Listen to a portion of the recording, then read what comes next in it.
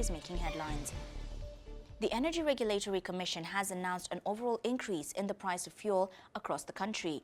The prices, which take effect Tuesday night, will be in force for the next 1 month.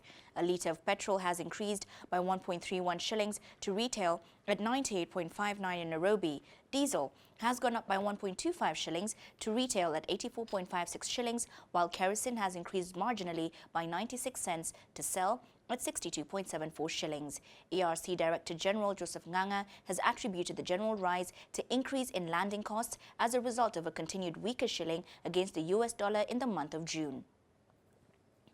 In Mombasa, motorists will buy petrol at 95.27 shillings a litre, diesel at 81.27 shillings, while kerosene will sell at 60 shillings. In Nakuru, petrol will retail at 99.3 shillings, diesel at 85.47 shillings, and kerosene at 63.57 shillings, while in Kisumu, petrol will be selling at 100.44 shillings, diesel at 86.68 shillings, and kerosene at 64.59 shillings.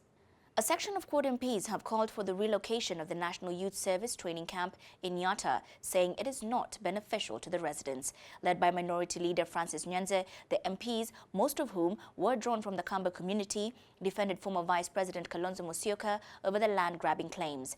Nominated Senator Judith Sijeni questioned the Jubilee administration resolve to deal with land-grabbing cases, insisting that the NYS land in question had been legally acquired by Musyoka.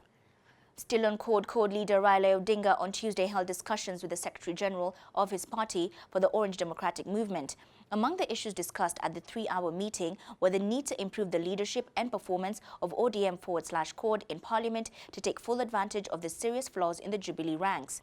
Among the issues discussed at the 3-hour meeting was the need to improve the leadership and performance of ODM and CORD in Parliament to take full advantage of the serious flaws in the Jubilee ranks. To this effect, it was agreed that a retreat for ODM Parliamentary Group and NEC be arranged for early August and thereafter another one for the whole of CORD. The party leader also instructed his Secretary General to take full advantage of Orange House and lead the party to battlefield in readiness for 2017. And now we take a look at the business news, where local manufacturers have been major beneficiaries of the ongoing standard gauge railway construction. Cabinet Secretary Aden Mohammed says this is indicated by the inflow of 10 billion shillings made from local procurements. Mohammed says the project has looped in over 300 Kenyan suppliers and over 36 subcontractors who are participating in the railway construction. However, the amount of imported material is still high, with the overall procurement of content being in excess of 23 billion shillings. This can be attributed to the lack of locally made materials necessary for the standard gauge railway construction. Kenya and India can be the gateway for opportunities between Africa and Asia, President Uhuru Kenyatta said. The president said he is looking forward to having more investors from India take up available opportunities in the country. The president was speaking when he held talks with the External Affairs Minister of India, General Vijay Kumar Singh, who paid him a courtesy call at his Harambee House office. Singh said the new Indian administration, led by Prime Minister Narendra Modi's main foreign policy is to rekindle relations with its traditional friends. And lastly, on the business news, owners of the Kenya Westgate Mall, closed after the Al-Shabaab massacred 67 people almost 2 years ago, vowed on Tuesday it would be safe as journalists toured the mall ahead of its reopening. The mall was badly damaged in the 4-day siege in September 2013 when 4 gunmen from Al-Qaeda-linked Shabaab walked into the upmarket mall, tossing grenades and killing shoppers and staff. On Tuesday, painters were putting finishing touches to the inside of the mall, which is set to reopen on Saturday. In the mall's main hall, where shoppers once played dead as gunmen stalked the corridors, killing those they found, the stores appeared back to normal, missing only the shoppers that owners hope will return.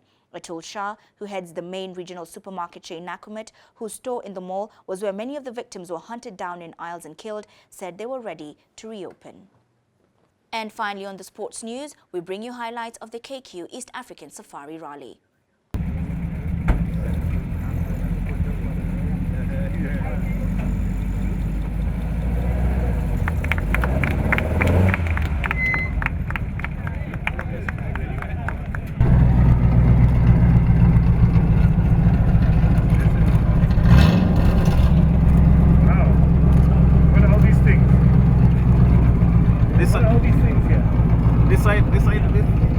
For the latest on these and other stories, do subscribe to our YouTube page, Capital FM Kenya. My name is Anita Ndero.